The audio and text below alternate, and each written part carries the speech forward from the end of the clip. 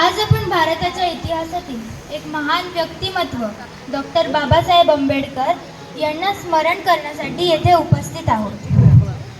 Doctor Babasaheb Ambedkar यांचा जन्म 14 April 1891 रोजी मध्य प्रदेश जिल्ह्यातील महू येथे झाला। त्यांचे बालपण खूप कठीण होते। त्यांना त्यांच्या समाजात खूप भेदभाव सहन करावा लागला, पण त्यांनी कधीच हार नाही मानली। ते खूप अभ्यासू देखील होते। त्यांनी भारताबरोबरच परदेशातही शिक्षण घेतले। त्यांनी कोलंबिया युनिव्हर्सिटी आणि the London school of economics येथे उच्च शिक्षण घेतले होते। ते आपल्या भारतीय संविधानाचे शिल्पकार सुद्धा आहेत।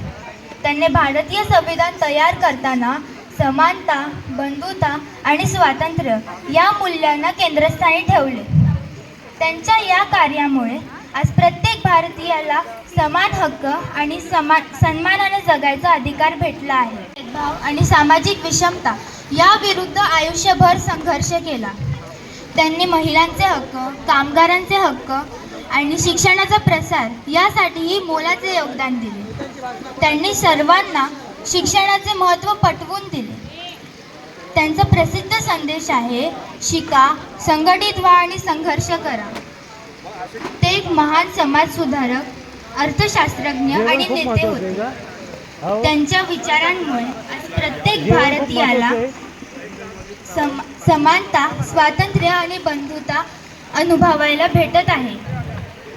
मित्रांनो, आपण सर्वांनी डॉक्टर बाबासाहेब आंबेडकरांच्या विचारांचे पालन करावे, चांगले शिक्षण घ्यावे आणि चांगलं देशासाठी काहीतरी मोठं करावं। शेवटी मी एवढंच सांगते,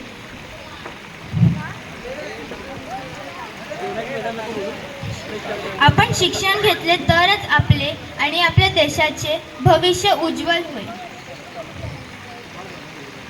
महान व्यक्तींच्या विचारांवर टिकून राहिलो तर आपणही महान बनू शकतो। जय भीम आणि धन्यवाद।